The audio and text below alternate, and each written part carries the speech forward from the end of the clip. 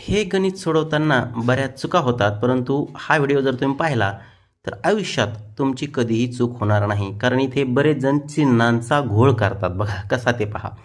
तर इथं पहा, -9 + 5 बरोबर किती आपल्याला काढायचं आहे. तर काय करायचं बघा आता.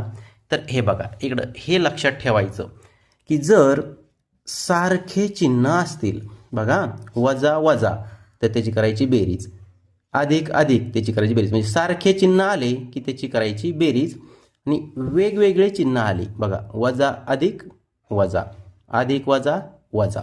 हां, आता करायचं या पद्धतीने, पण जे उत्तर येणार आहे त्याला चिन्ह देताना मोठ्या संख्येचे द्यायचं. म्हणजे मोठ्या संख्येला जर बेरीजचं चिन्ह असेल तर बेरीज द्यायचं, आणि जर वजाबाकी चिन्ह असेल तर वजाबाकीचं द्यायचं. आता बघा इथं आपण करूया. बघा आता वजा अधिक, बघा आता हे वजा अधिक याची करायची आहे वजाबाकी, म्हणजे याची वजाबाकी करायची आहे. 9 मधून 5 गेले, खाली राहिले 4. पण आता इथून पुढे खरा गोंधळ होतो.